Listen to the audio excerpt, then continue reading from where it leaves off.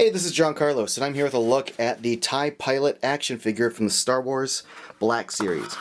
Here's a closer look at the back of the packaging, just so you can see what's written on the back.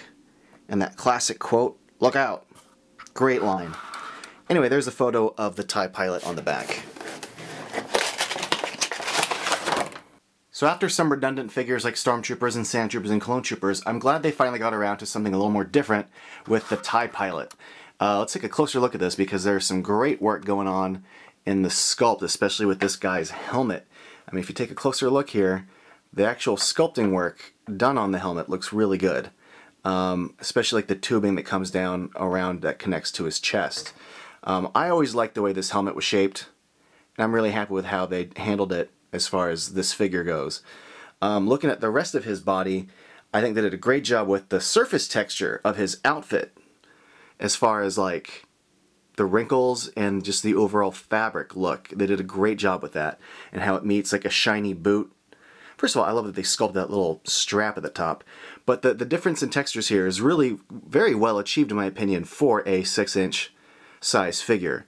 But again, the little details in the helmet there, from the chin area to the top of his eyes, I just think this looks great. And his little chest, vest thing looks good too. But aside from the fabric of his outfit, I really do like the paint on this. I did see some problems with this belt. You can see that the silver paint bleeds past his belt buckle. I looked at 6 of these. 5 of them all had the silver paint bleeding past the belt buckle. The one that I saw that had a perfect belt buckle happened to have bad Imperial logos on its helmet, and I really wanted good Imperial logo on my helmet. So I chose this one, but the paint on the logo, the paint on that little chest box, it's really clean, really well done. Just the dots are perfect, the squares are perfect, the silver paint's great. The paint on his arm there, like a very well painted figure, a very well sculpted figure.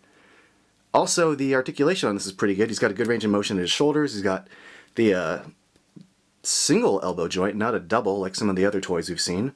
He does have the wrist that goes side to side, although this one's really tight and doesn't move, but he's got the ball hinged leg, mid-thigh cut, double knee joint, and he's got the hinged feet with the swiveling shoe. And he's got a hinge at the bottom of the neck that lets it come forward and back a bit, but he's got a ball at the top. But I'm really digging the articulation sculpted paint on this. He also comes with a blaster, just your basic black blaster, which not only fits into his hand, but fits into a holster on the side here. But man, do I dig this.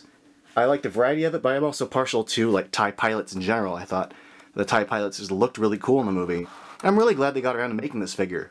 Now here's hoping they make an actual TIE fighter for him to fit into.